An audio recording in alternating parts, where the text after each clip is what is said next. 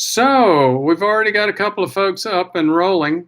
Loretta Dillingham, I think I've worked out how to find you without getting notification. Went to my subscriptions menu in YouTube and found a quote visual of you with info you'd be live in 20 minutes. Am waiting to see if it works. Well, Loretta, hopefully it's working. Don't you guys hate it when somebody starts a video, especially like a live event like this? And you know what? Speaking of technical problems, let me move this. Hold on just a second. Don't you hate it when somebody starts with all this technical stuff?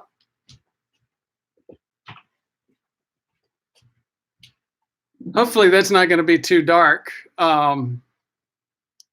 But yes, I am continuing to have production challenges.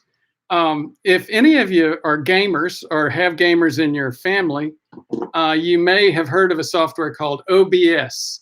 I learned what it means, but then forgot it.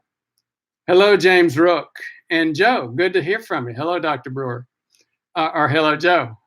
So anyhow, the junk about trying to get up and rolling and started and making production work, including actually getting notices out. I'm sure it's user error. No, I'm not. The YouTube algorithm's kind of, it struggles with the volume. You know, it's the number two search engine in the world, and they're downloading what? I don't know, 1 million hours per minute or something. I mean, it's just something totally unbelievable. So they struggle. About half of my YouTube live events don't get published, don't get put out to the group. I saw when I came on about half an hour ago to prepare for this one that nothing had gone out again.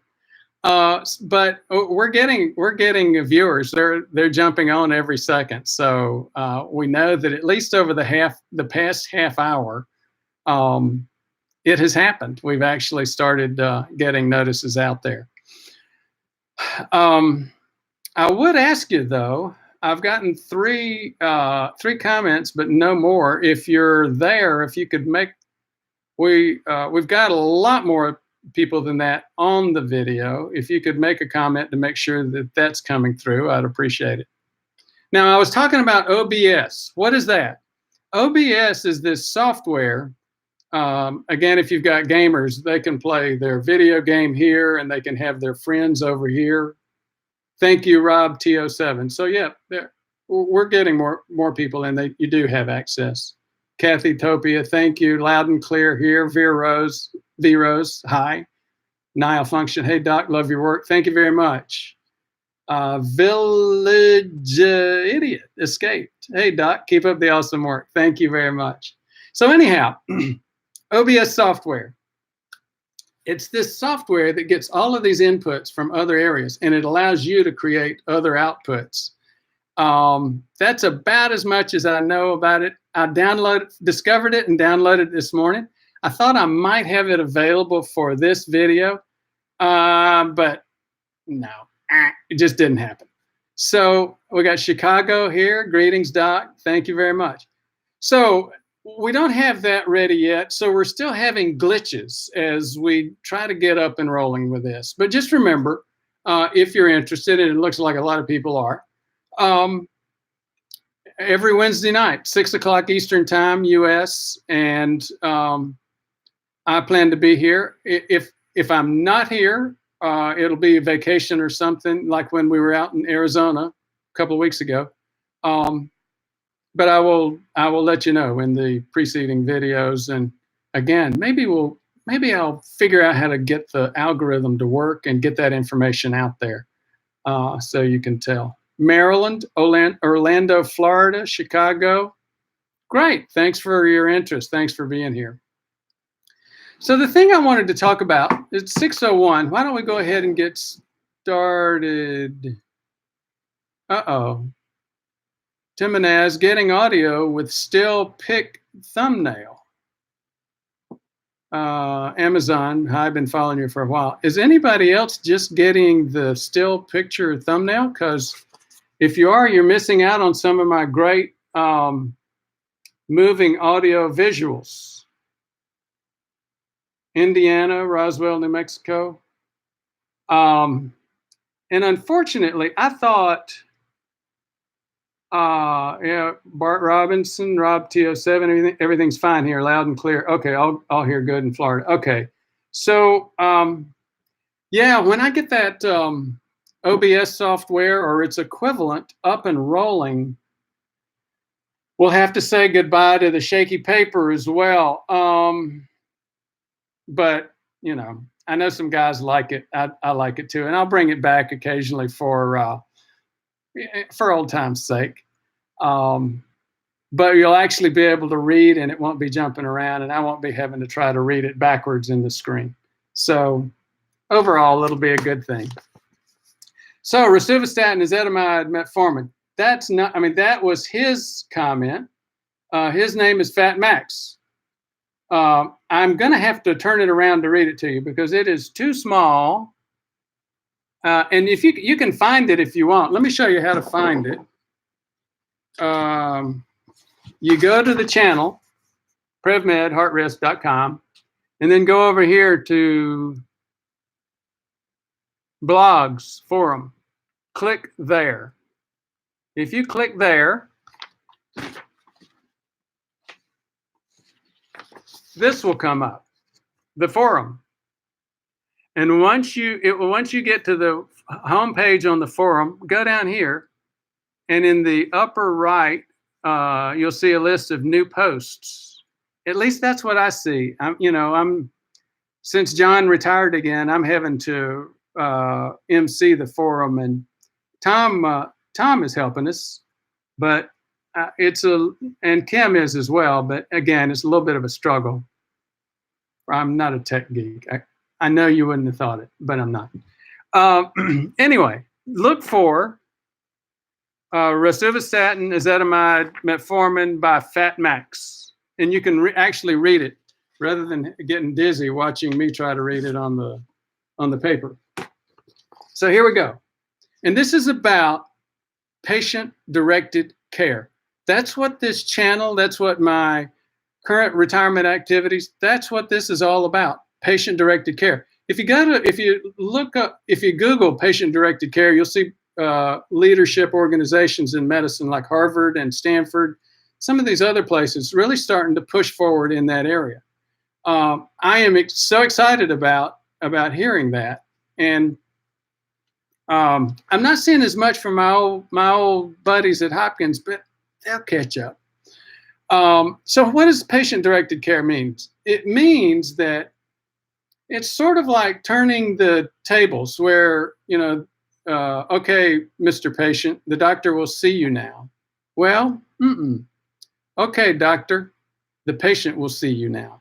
In other words, changing the momentum, changing the influence, changing the direction.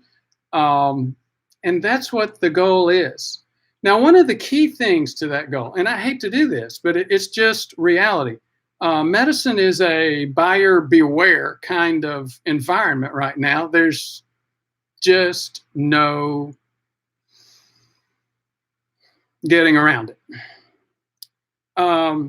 But again, that's what this channel is about. With the chronic diseases, so many of them are rooted with the beginning problems associated with aging, starting to create some resistance to insulin, starting to have these episodes where our blood glucose is 140, 160, 180, 200 for hours every day. And we don't know it because our doctor's done a fasting blood glucose and it was 95, or a hemoglobin A1C and it was 5.6 and the doctor thought that was okay. So again, that's just, I cannot tell you how common that is. So as people begin to watch our channel, they start to collect information. And again, you can go over to the forum and you'll see a lot of folks who are pretty advanced in this activity. So let me read you Fatmax's, what he had, his experience. Had first consult today with a new endocrinologist. She actually suggested that I take metformin to help control blood glucose. Now, that doesn't sound very surprising, does it? But listen to the next sentence. My GP said recently, quote, "No doctor will prescribe metformin for you," end quote. So, the doctor, another, doctor error. Doctors are humans. They make errors too. You think that you pay all that money and medicine's too complicated and you just depend on the doctor to do the right thing all the time. Doctors are not that geared into prevention. They're geared into curing. And that's sort of like saying, we're not going to have a fire prevention program. We're just going to have firemen. And whenever a fire comes, we're going to go out and try to clean up the mess. That's the way we're built right now. It's all about prevention. So no doctor will prescribe metformin for you. And obviously that was wrong because he went to an endocrinologist. She said, yeah, you're exactly right. She also agreed to my suggestion that I take 10 milligrams of ezetimibe in combination with the 20 milligrams rosuvastatin that I currently take. Now, I don't use a lot of ezetimibe. It makes a lot of sense in a lot of situations. That's not my point. And I clearly don't use very much 20 milligram rosuvastatin. I do use rosuvastatin. It's the generic for Crestor. But tend to use it in the lower dose ranges, like typical 5 milligrams per day or less. Again, this is not me quibbling back and forth with Fatmax and his new endocrinologist. This is a celebration of somebody beginning to learn enough to take control and take control of his or her own health care himself, rather than being passive and leaving it up to the doctor. So it will be interesting. Okay, so she also agreed to all those that I currently take. It will be interesting to see how all this affects my LP-PLA2. Well, how many times would you expect? How many times have you heard two patients talk about their plaque 2? Yeah. So, and my oxidized or glycated SD-LDL, small dense LDL. How many times have you heard patients talk about small dense LDLs? So again, these are the levels of discussions that you see over on the forum. I showed her a spreadsheet that listed all the relevant lipid and inflammation markers over the past few years. A table of measurements of blood glucose before and after meals. So this guy's Fatmax is taking initiative. Again, taking the initiative for his health, and not only for his health care retrospectively after the fact, after the problem, he's taking initiative for his health care, for his health in a preventive perspective. That's the key here. So I also gave her, she has also agreed, I gave her a table of measurements of blood glucose before and after meals, medications and supplements, and metabolic panels that I've had. I also gave her copies of all VA and Quest tests. VA, I'm guessing that Fatmax is also has coverage at the Veterans Administration. All this preparedness made her decisions easy. Let me just repeat that. All this preparedness made her decisions easy. She also agreed to prescribe Quest tests of insulin and inflammation and metabolic panels that I wanted. In other words, she went on to, she acknowledged that he had an unusual amount of understanding with what was going on with his case. And she acknowledged that he walked into her office with the information that just made it clear and the preferences that just made it clear what she should do in terms of consultation with that patient. So again, the point behind all of this is that's what patient-directed care is all about. So when you you Google patient-directed care and you see the folks at Stanford and Harvard and hopefully soon my old buddies at Hopkins to get caught up. That's what they're talking about. They're talking about, again, the initiative migrating more towards the patient, so the patient has much more of a decision-making authority. It's a joint decision-making authority. We need to get away from, okay, here, I see your chart. I walk in, I see your chart, I see your labs, I write 3 orders, I ask you how your kids are doing, and I walk out. That is not appropriate medical care. So here's my response on it. That's what I'm talking about. It's this type of patient information that sets up a whole new interaction with the doctor. That's the kind of interaction I seek from many, many people. If you look at centers of medical leadership these days, like Harvard, Stanford, there's a lot of movement going into patient-directed care. So I'm going to, I see we've got a lot of Amazon, keep the shakes. I will do that for old time's sake. And if you just remind me, you know what? I'm talking like I'm thinking I'm going to get OBS up and running next week. That might be a little aggressive because I got this new camera, this Canon 80D, and I still don't, I'm probably 50 or 60 hours so far. Still don't have the thing up and running. Anyway, so we're doing a lot of things. That's what our channel's about, helping people learn so they can take initiative in their own health care. Let me give you a few updates on what we're doing. We just finished the 2nd course. We've got an insulin resistance course now to add to the inflammation course. We've never really marketed either of the courses yet. We just signed off on them today. A lot of people have already bought them pre-market and loved them. Those of you who have bought them pre-market, please let us know if you want to take a look at the newer, cleaner, easier to review version. Now, both of these courses, they're like less than 2 hours. You should be able to learn everything you need to, number one, find out if you have inflammation, find out what cardiovascular inflammation is, how it looks inside your arteries, what's going on, how to stop it, how to measure it. Then number two, start looking at by far the number one cause, the cause of at least 80%, I would say 90 or more, of cardiovascular inflammation, insulin resistance, prediabetes. Number one, what is it? What does it look like? What causes it?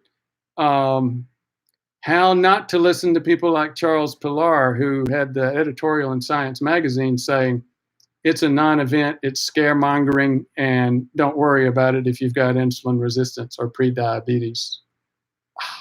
Science magazine blew it when they let him loose on that article. I cannot believe it. And if you have any questions about that, I've got video on it. But then that course helps you, again, within 2 hours, understand what it is, understand how prevalent it is. So here's, speaking of prevalence, and I've mentioned this many times, I've got several videos that mention it. You look at the state of California. For those of you who live in the state of California, beware. If you're over 30 years old, your probability of having insulin resistance, this process that starts plaque, which in turn sets you up for risk for heart attack, stroke, dementia, kidney disease, blindness, erectile dysfunction, just to name a few. Your probability is 1 in 2. Not if you're 60 years old, if you're 30 years old or older. So for those of you who are lucky enough not to live in California, are you feeling lucky? I couldn't resist that quote. That's one of my favorite quotes ever. Are you feeling lucky? Because unfortunately, that is exactly what's going on. We're all playing Russian roulette with cardiovascular disease. And again, who likes the probabilities of 1 in 2? That's not, I mean, that's Russian roulette with 3 bullets in the gun.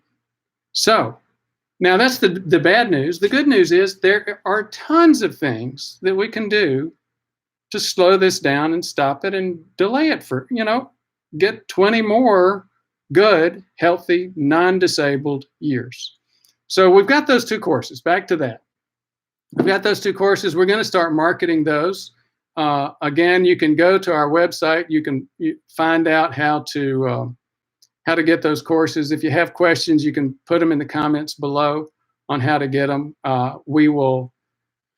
We'll put some comments down there too on if we get interest. Well, we'll go ahead and put the comments down there on how to access these courses. They're $30 a piece.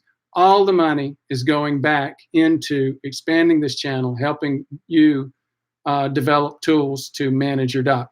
Speaking of money, so I've had a meeting with a serial entrepreneur. I'll tell you his name is Jason, but I can't tell you anymore right now. When I say serial entrepreneur, he has built over a dozen businesses which are functioning extremely well now. His most recent business is also, it's a healthcare thing. But here's the interesting thing about this. This is not just a let me make money entrepreneur. This is a guy who's mission-based. He's kept one of the companies, all the rest of them he's turned back over to nonprofits to further the cause. And that's exactly what we're looking to do with this channel. We're planning on taking the channel and making it a nonprofit. Jason and a couple of others and I will get that done. He's got experience in creating the nonprofit. I've got a physician who is one of the top quality docs in the Bale-Deneen community. I've mentioned that community many times. Brad Bale and Amy Deneen, a couple of great educators in terms of heart attack and stroke and cardiovascular inflammation. I got a lot of stuff from them. I'm not going to mention the name because I sent him a text right before about half an hour before and said, "Can we announce your name yet?" And I didn't get a response. So maybe he's out running or something. But he's already started seeing some patients with us, and you'll start hearing about him as well. We'll start doing some videos with that new doc. After we get up and rolling and get the nonprofit conversion done, we'll get that set up as well. Now, that's not the major purpose for Jason, though. Jason has a software company. And that was one of the companies he tried to turn over to a nonprofit activity as well. Here's what happened. The company really didn't make enough money because they're in Eastern Europe. They didn't have enough access to marketing and new contracts without Jason, so he took it back over. What we're going to do is we're going to take that group, and they are experienced healthcare app development people. And the doctor that I mentioned is experienced in helping develop that apps in this space. So what we're going to be doing, and I wish I had thought about it. Oh, actually, I just got my text from David. David Wright, pardon that ugly image. David Wright is the doc. David is going to be joining us, and he's been involved in the past in developing a lot of this cardiovascular prevention software. So we've all, some of the folks that have worked with us, I don't know if I can share the other names yet, but I've already seen wireframes. We've got wireframes being developed, and they look great. And basically what we're going to be having is an app, because I get it. You say, you know, Doc, you may be good, you may understand what you're doing, but you got 500 and something videos, and they're all with a bunch of shaky paper doing this. How am I supposed to put all of that together, put my case into it, and figure out what to do next? You know, we've got a lot of patients who are calling up to be patients, and that's a lot more accessible than it has been. In the past, it's been $5,000 or more. Now we've got the basic service down to less than $1,000. We've got some services down to 500. And of course, for the folks that want the whole thing, we've got the concierge type of prevention experience as well. But I keep hearing, and I know it. My major roots are in public health. I started as a public health prevention doc. So what we're looking for now is an app, most of which will be free, where you go to the app, you say, okay, and it'll start asking you questions. How old are you? What gender are you? What have you ever had a positive calcium score? Have you ever had a CIMT? And most people are going to obviously say no to that one. And then it will ask you some other things. Have you ever had a cholesterol test? If you do you remember what the cholesterol test was? And so you'll be able to start filling that out for you, and start developing again a patient-directed process where you can see whoever you need to see, and you have the information that you need to take initiative with your own care and not be waiting at the whims and focus of a consultant in that area. Okay, so just a couple of comments. I think I've covered all the stuff. Yep, I did. And David says to tell everybody hi, and we'll start getting David on so you can meet him as well. Brilliant, brilliant doctor. Already, again, we're working together. We worked together in the past. Now I helped him beta test some of his previous apps, and he's started seeing some patients with me again, taking me to school on a lot of neat things.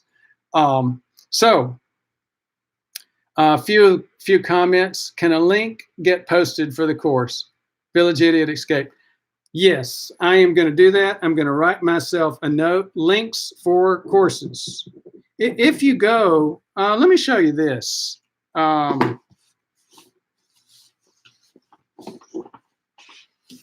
If you go to our website, you'll see this. I mean, it's the top of the front page. It's like they call it the newspaper. If you go below the fold, I should have printed that out.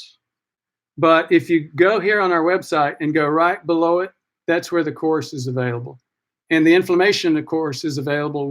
It'll be a couple of days, and we'll get the insulin resistance course up as well. So yes, we're getting the courses out, and thank you for your interest in it. Amazon, I bought the first course. How do I get the second one? Lucky in Georgia.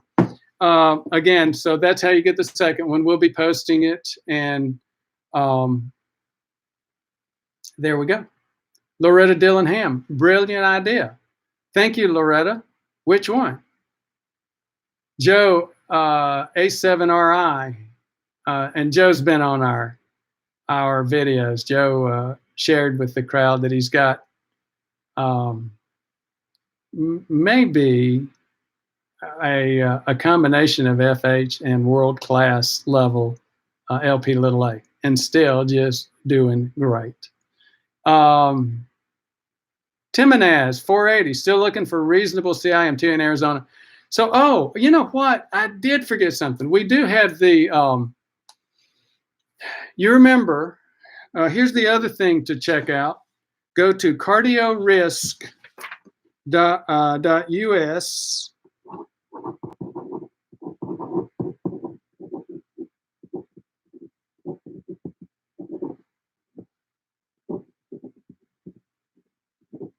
Okay, so obviously not the greatest handwriting in the world. Can you read that? It's backwards to me. So I don't know. I don't think it's backwards to you, but cardiorisk.us/forward. And somebody look it up and check and make sure and correct us if I'm wrong. So if you're looking for CIMT, we are making it available. The major CIMT is great. I'm actually writing a book on it. We're about 80% through it. Todd Eldridge, who you've met a couple of times on the channel, and he is a critical person in this space, because if you look at, I don't know if I want to get into all the details. I will. So if you look at the way we measure plaque, plaque is what's killing us all, right? And disabling us all right now, right? So wouldn't it be great if we had a good way to measure plaque?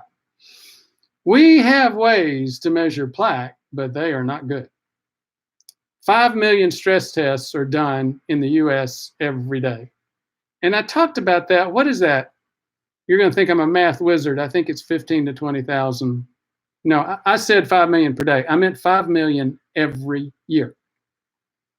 And I think that's 15 to 20,000 every day if you're just talking about Monday through Friday. So what's wrong with that? Well, here's what's wrong with that. That's our major way that docs look at plaque to see if you've got plaque. And here's the thing. I'm not telling stories on the internists and family practitioners and cardiologists that are doing all these. They have the American Academy of Family Practice, the American Boards of Medicine, the Foundation of Internal Medicine, the American Association of Cardiology, Academy of Cardiology, all are saying the same thing. Too many stress tests are being done. Why would they say that? Well, two simple facts that you should know as a patient. A stress test is basically going to be positive if you have over 50% occlusion. In other words, if your artery has blockage of over 50%. Well, that sounds good until you realize that 68% of heart attacks occur in people that have less than 50% occlusion. So how good of a test is that? And that is our standard? That is really bad. So let's talk for a second about what happens with a false positive.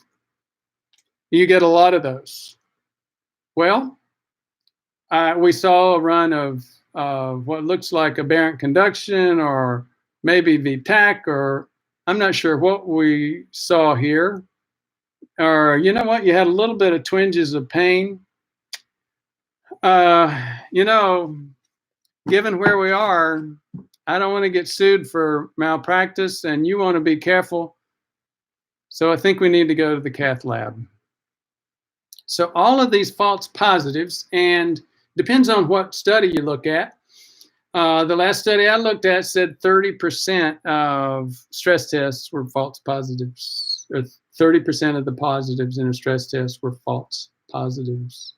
So what happens to somebody with a false positive stress test? To the cath lab.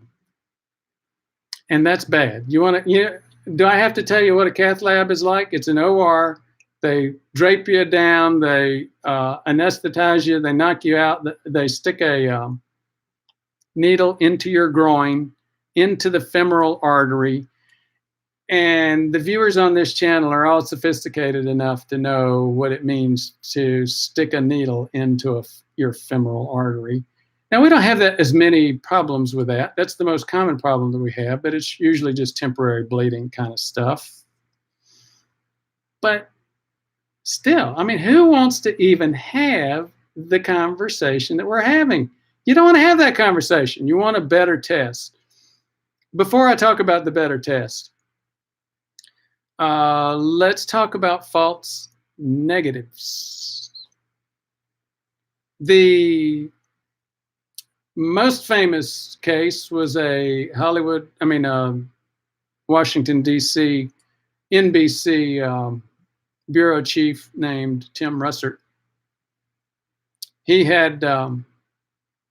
was having some problems. He went to his doc, I think it's Richard Newman, who's a great doc, by the way. I am not criticizing Richard Newman, great doc. But even a decade ago when this happened, he was actually looking at HSCRP. But he did a stress test, and Russert passed it. This was in March of 2008. And he felt great. He said, "Doc, I have been so worried, and I'm so excited. I'll get to the diet and the weight loss, but right now it's not a good time." In June, was it June 23rd or June 12th? He had come back early from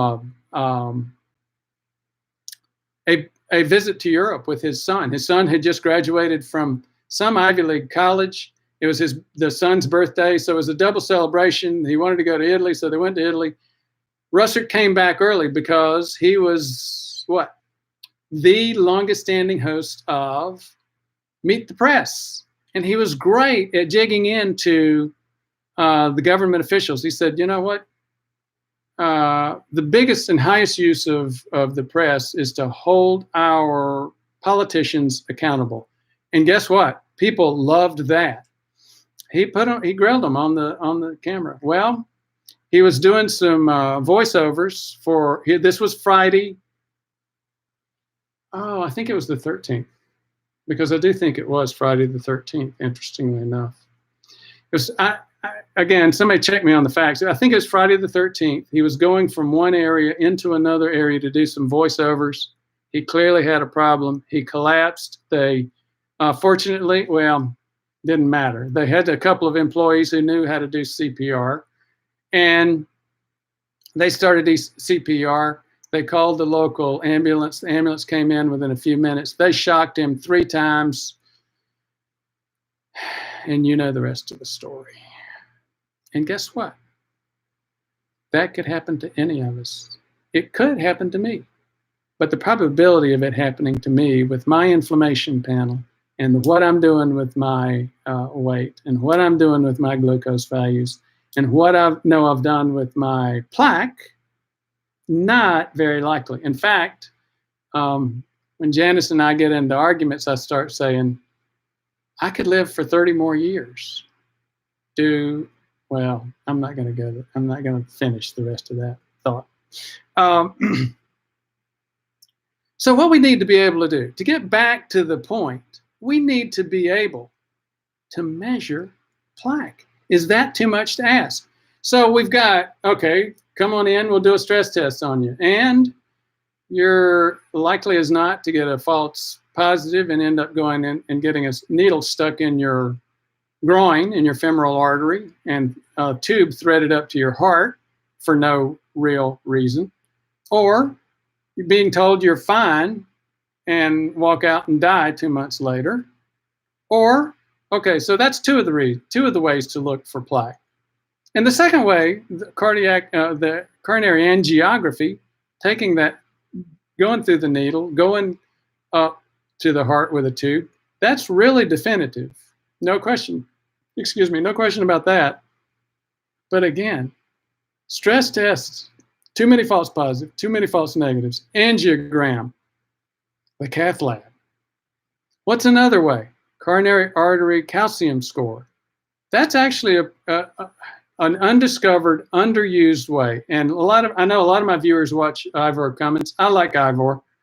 I don't know how to pronounce his name, but I like his channel. He focuses, I think, a little bit too much on the calcium score, but I don't care. The problem is not overuse of the calcium score. The problem is massive underuse.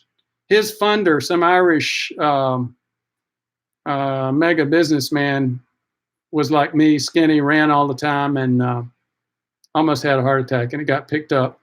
In fact, there's a great movie about that, and I'll put a plug in for it. It's called The Widow Maker. The Widow Maker, you know, like what happened to Tim Russert. He had plaque in his left anterior descending. That's the Widowmaker artery.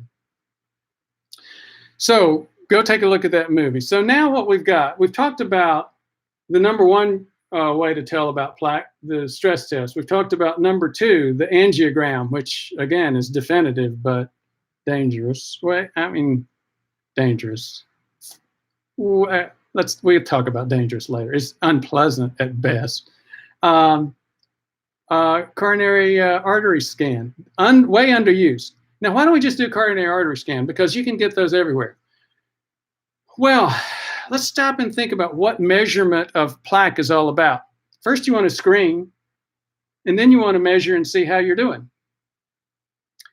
Well, it's an okay screen, but when you screen, you want to be able to screen like 20-year-old healthy people, because I've picked up a lot of 20-year-old healthy, quote, healthy people who thought they were healthy, who actually had 40-year-old arteries.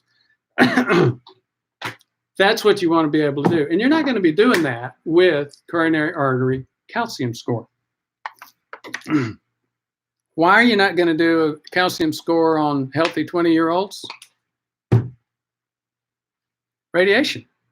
I used to know the numbers, and I keep learning the numbers, and I keep forgetting them because I don't like to know the numbers. It's something like a millijoule or 10 millijoules or whatever. It's about, depending on who you read, between 10 and 1,000 chest x-rays. Bottom line, enough risk to cause a 1% increase in cancer death in an infant. So am I saying, oh, don't do those, those are dangerous? For a 60-year-old who currently thinks his or her heart attack risk over the next 10 years is 10%, that's a great, coronary, the dangers associated with radiation from calcium scores, totally insignificant, because if you have plaque, all of a sudden you've gone from less than 5, less than 10% over the next 10 years to over 40%.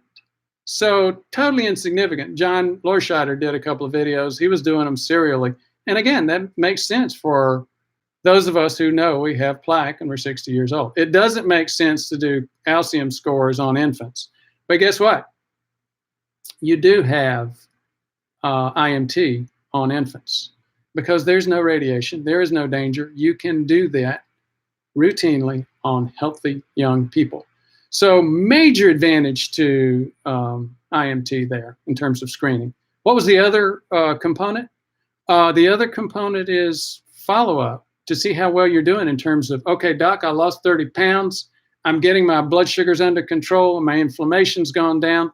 What am I doing in terms of my plaque? Is it calcifying? Is it stabilizing? Am I growing more plaque? You're not going to know that from a calcium score. It's like, it's not quite as bad as positive or negative, but almost that bad. You really, John's the only guy that you could ever really, I've ever seen that you could actually get what looked like a pattern. It's just too, I started to say mushy, but some, you guys know what I'm looking for.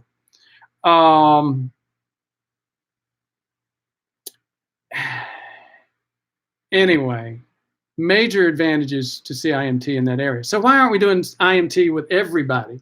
Well, here's the Achilles heel for IMT.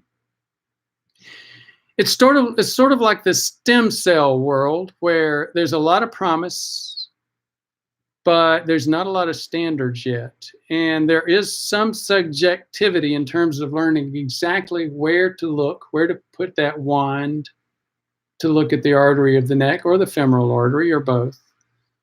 Number one. And number two, there's a bit of subjectivity in terms of the interpretation. That's where Todd Eldridge comes in. Todd is a,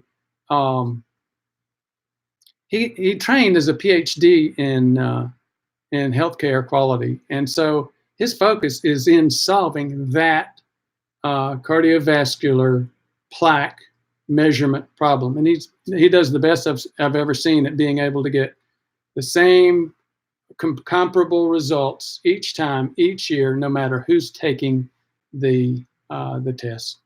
So that covers the 4 major ways, 4 of the 6 major ways of measuring plaque. Now, what are these 2 ways that we haven't covered? We've covered stress test, we've covered angiogram, we've covered, what else did we cover? Oh,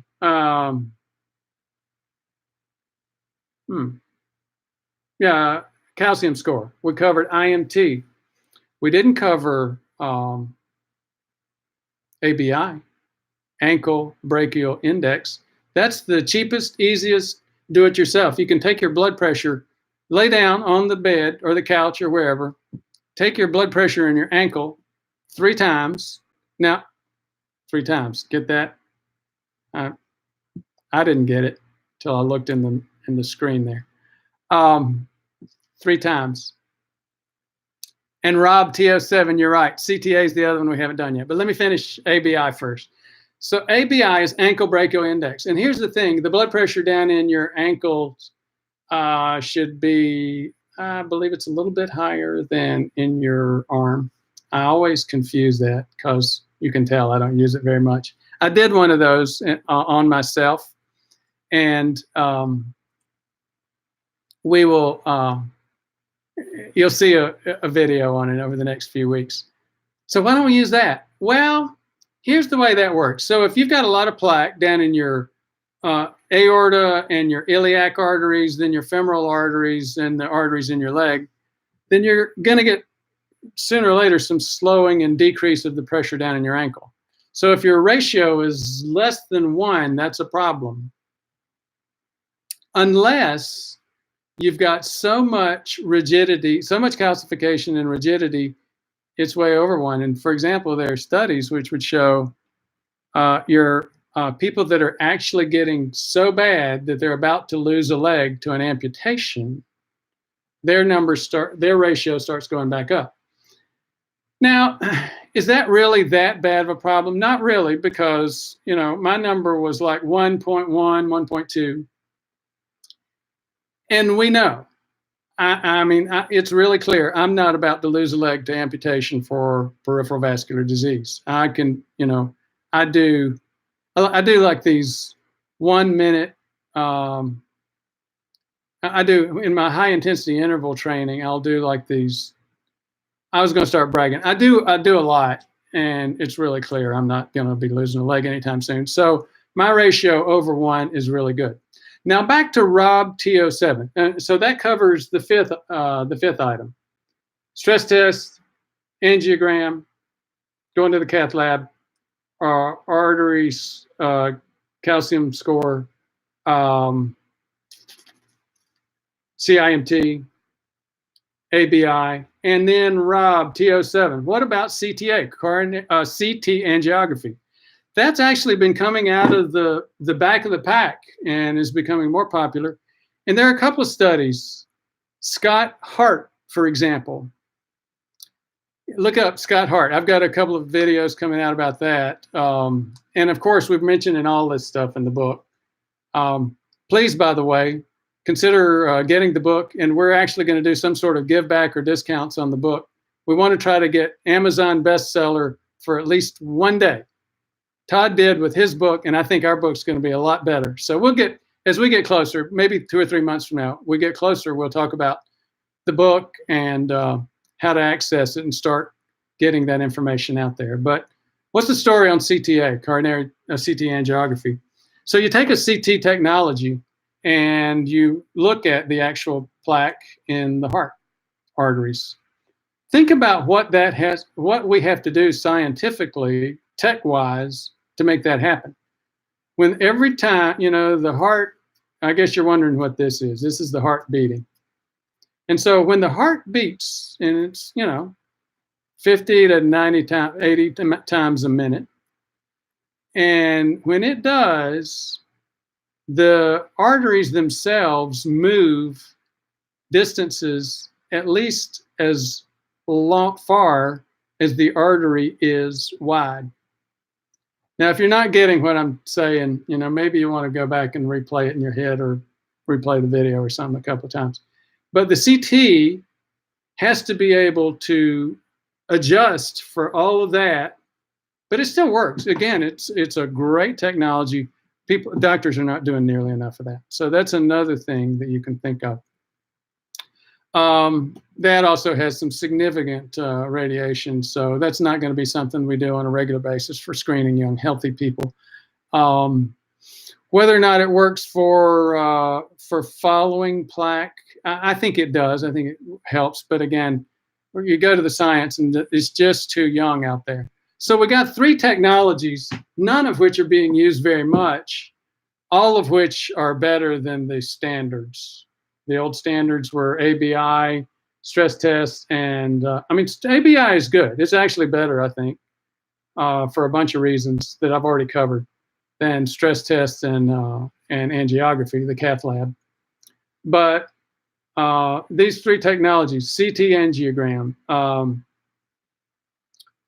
IMT, and calcium score, all 3 of those, much better technologies, have their disadvantages. We're doing a lot of work on their disadvantages. Anyway, after I went on and on and on so long, let me just repeat that. We're doing a tour. Go to cardiorisk.us/forward, and you can sign up and say, look, I'm in LA or I'm in Houston or wherever. And by the way, the 3 biggest towns that we've got so far are LA, Houston, and Orlando.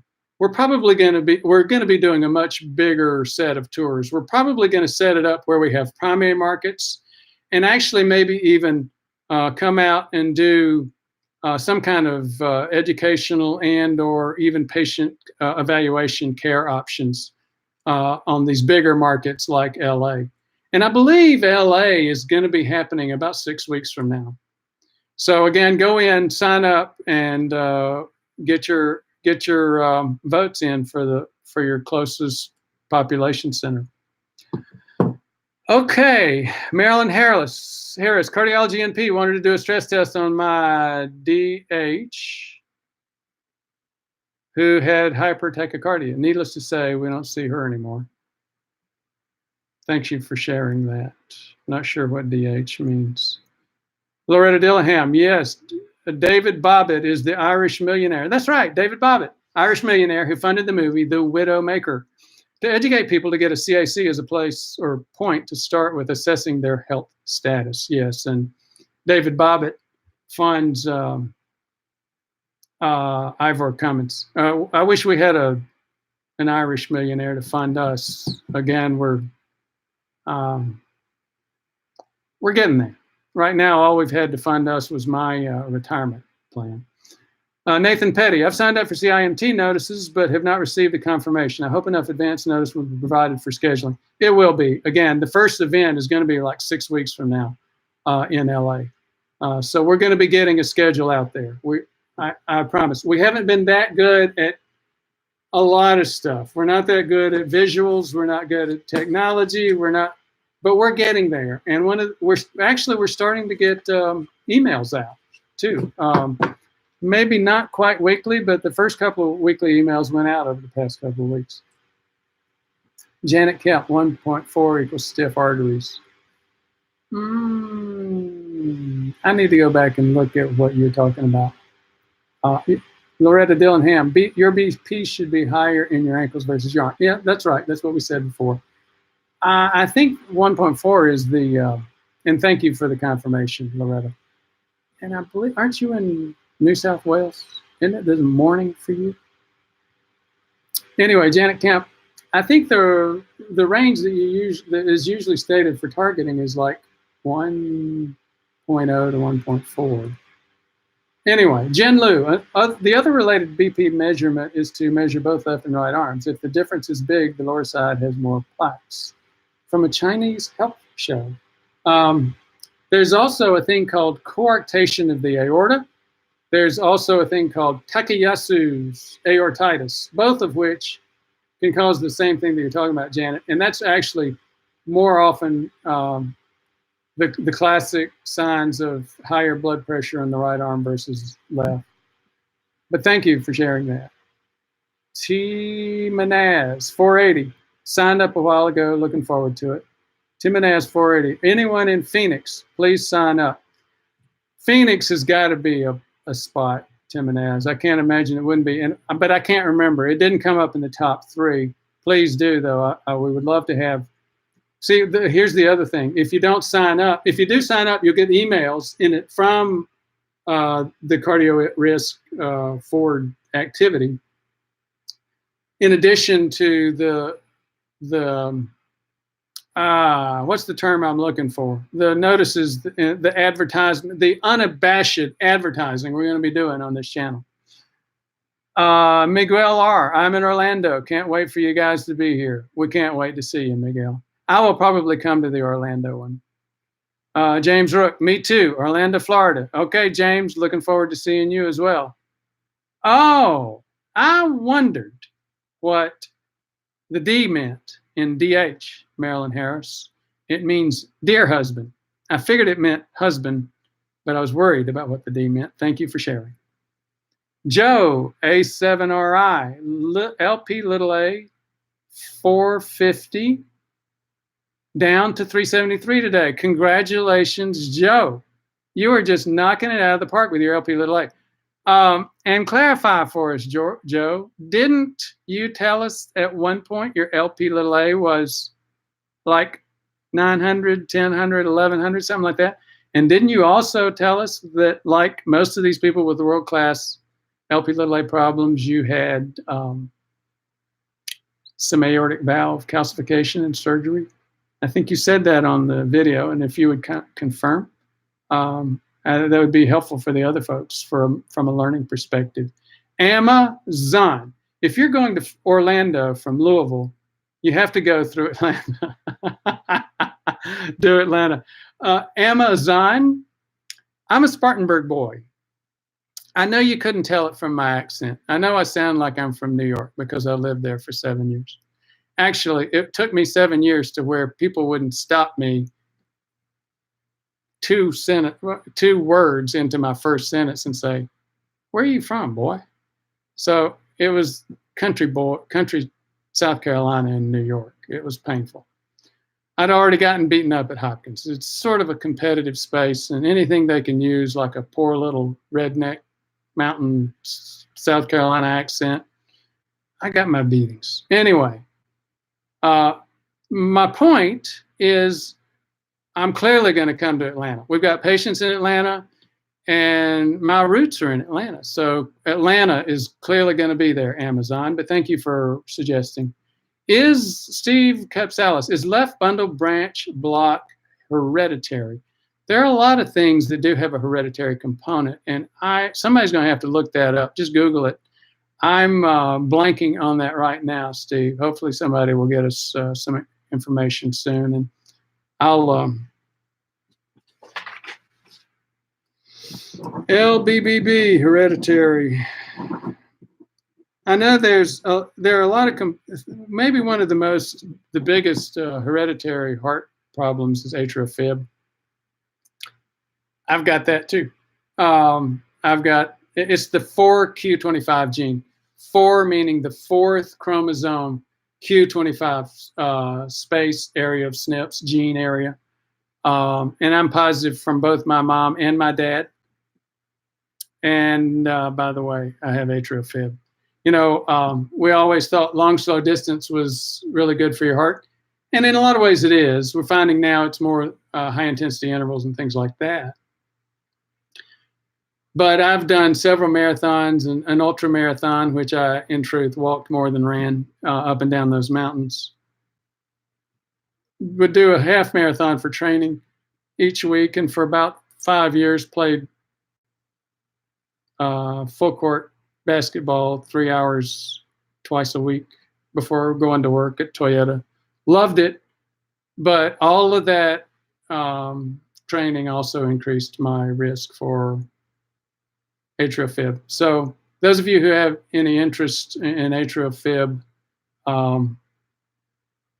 what is appearing to be more and more evidence indicating that really it's the stroke gene. Atrial fib is a major risk factor for stroke. We used to think it was in some, now more, now more, now more. In other words, more people have had stroke and they have what they call occult stroke or some other terms that basically just mean patient had a stroke. We don't know what caused it. More and more they're finding atrial fib. So if you think that you don't need to worry about atrial fib, think again. Joe, 1100 plus. So you may remember I was asking Joe what he said his LP(a) got up to. You know, some significant Western Hemisphere class numbers are 300 to 700. You see it with a gene pool of French Canadians. I got some of those patients in my patient population. But, you know, like Joe, and like Joe shared on his video, you can still do very, very well with these risk factors. What causes the problem is when you start getting other risk factors piling on top of that. MK, yo, what's up? What's up with you, MK? Village Idiot escaped in Fort Worth, Texas here. Well, Fort Worth, I don't know why we couldn't go to Fort Worth. You need to make sure that you sign up though, okay? John in Philly here, doc. Time for my annual physical. Is there such a thing as a 21st century versus a 20th? Well, this is the 21st century, isn't it? And not sure what you're asking. If you could be a little bit clearer.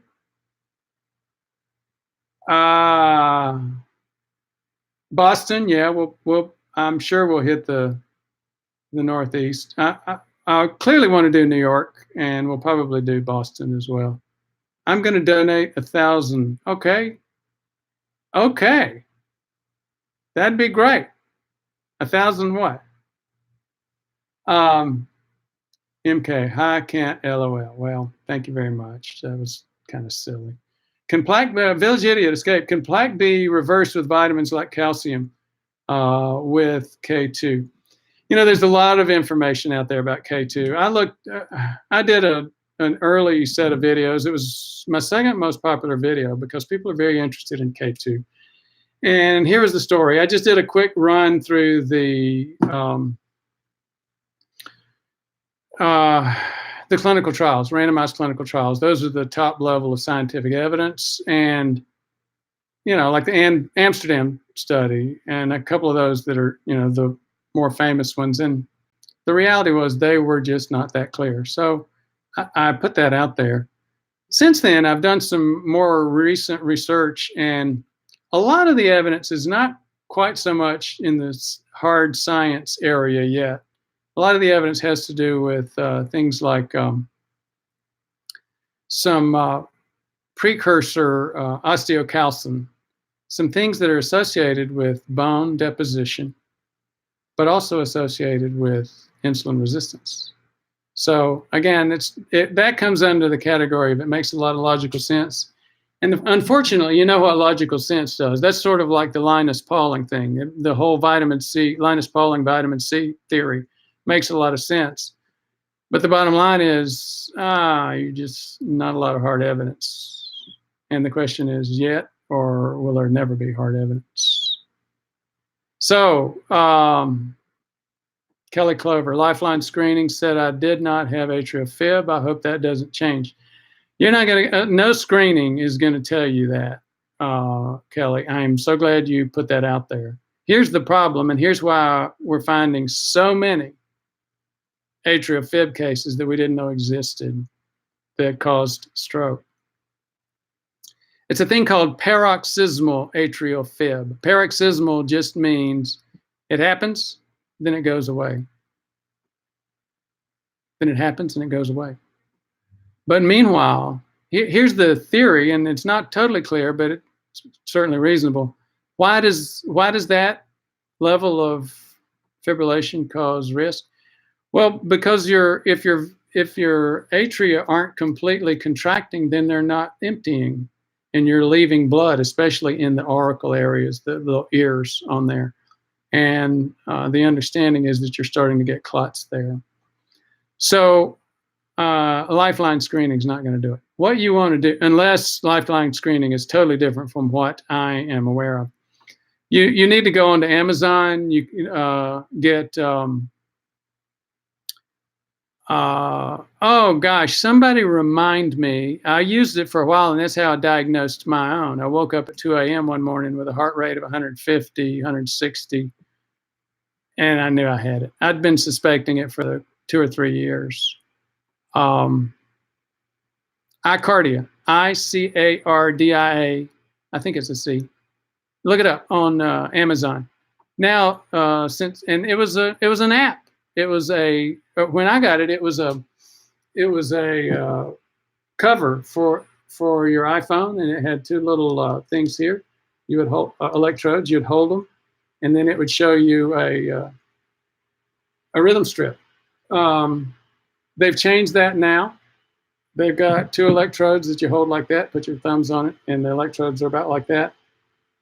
Something that big, I was able to keep around in my briefcase for 4 months, which is amazing for me. You know, other people can keep stuff like that and never lose it. I lost mine after 4 months, but that was long enough to document atrial fib. And I've got a video on that. I actually put some of the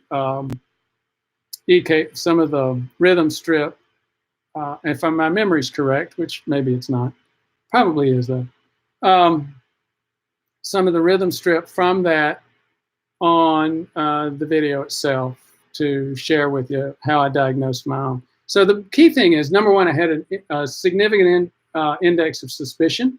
Number two, I got the technology available. At this point, there's a lot of competitors out there. You look on Amazon, there's at least half a dozen different types of rhythm strip things that you can get for yourself. About $100. And so again, don't depend on one screening by Lifeline or some other group, because, or even your cardiologist. And so you say, okay, well, I got the definitive test. I got a Holter monitor from my doc or the equivalent. I got a 3-week one, and mine showed a whole lot. I had like a 25% burden. That was when I was 10 pounds heavier, and that kind of stuff is a major contributor to this. But they found that 2-week, 10-day, 14-day, even 30-day Holter monitors still miss a lot of people that have fibrillation. And they still have risk, even though that they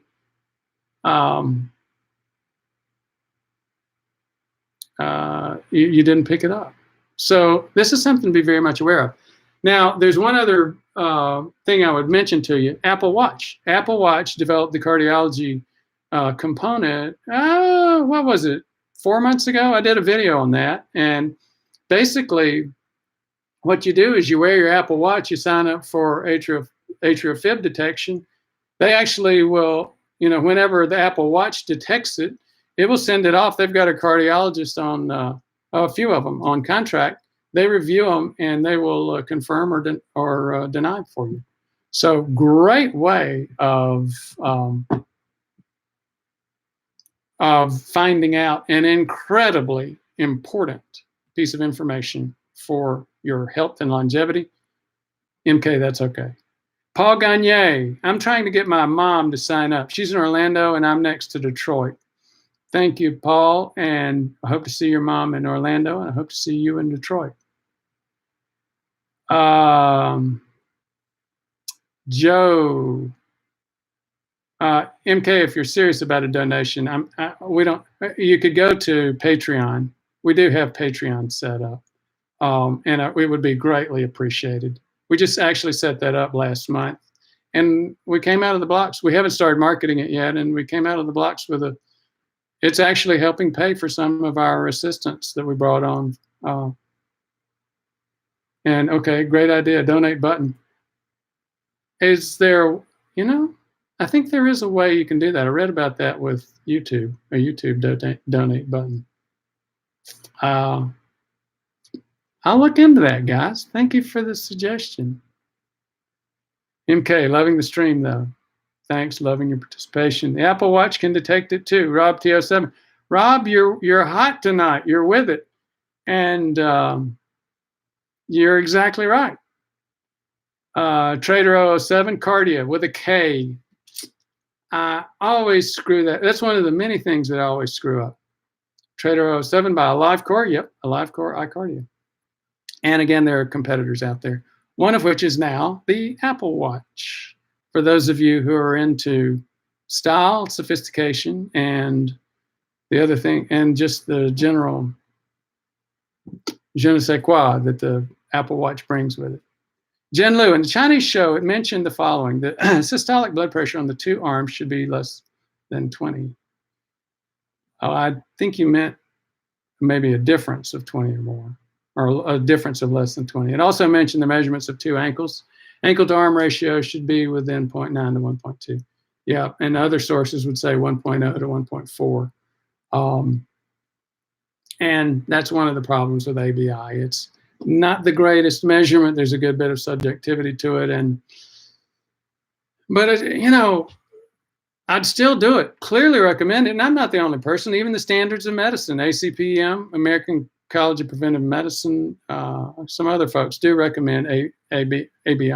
So clearly, I mean, don't take any, we all have our good points and our bad points. ABI's got the major good point of being really cheap and something you can do without having to wait for any scheduling, wait for, worrying about access, any of that stuff. Marilyn Harris, hooray for tech. Between Apple Watch and CGM, we're learning every day and making constant progress. You're exactly right. I did a video with an interesting group earlier this week, the transhumanists. And that it's actually they've formed their own political party. They've had a couple of presidential candidates, the transhumanist presidential candidate. And here's what transhumanism means. It's people that are saying we want to transcend some of the current constraints of humanity. And, you know, and I looked at some of their stuff before I agreed to the interview. And at first I thought, man, these guys are out there. And then I thought a little bit more, because one of the places where I thought these guys are out there, I thought there's one group of them that's actually implanting some kind of headphones into their ears, physical implants. And I thought that was kind of out there. And the guy that I was interviewing with, secretary, acknowledged that, yeah, you know, that may be a little bit. But then he went on to talk about other things. And here's where I went was exactly where you went, Marilyn. You know what? We are going to become somewhat, I mean, I don't know if it's even full cyborg, where we're part mechanics, part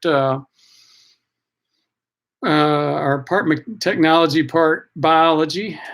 But we're getting more and more of these wearables. And they're going to be very, very important in terms of adding a couple of decades of healthy, productive, fun life to our lifespan. So maybe transhumanism's not as out there as it sounds. And I think that's why they gave me a call. John in Philly, do you believe in white coat hypertension? That is a very, very common thing. And we're getting past 7 o'clock, guys. It's I'm gonna give my response to John in Philly, and then we'll sign out, unless somebody has a burning question. So white coat syndrome is something that there's a lot. You look it up. There's a lot of academic articles about it, and I believe this. I mean, yes, it happens. And it's just, you know, what it is, it means people's blood pressure is only high when they're in the doctor's office. In other words, it's an epinephrine and or, you know, some maybe short cortisol, you know, cortisol peak type of thing. But here's the thing. Are you telling me that the time you go to the doctor is the only time you have stress in your life? I don't. I'm sure that may happen for somebody in this, you know, what, 8 billion people in the world, but that's not really that common. You know, you have bigger stressors, you have a lot of stressors. And in fact, they've done research on white coat syndrome, and they find that people have multiple episodes, much more common than just in the doctor's office. So don't say, oh, I just only get high blood pressure when I'm at the doctor's office. If that's what you think you've got, look again. Okay, a couple more quick points. Loretta, thank you again, as always. Look forward to next week. I do too. I have Ken S. I have type 2 diabetes, age 54. Do you recommend daily aspirin? I have to be very careful about practicing medicine for any individual on the channel.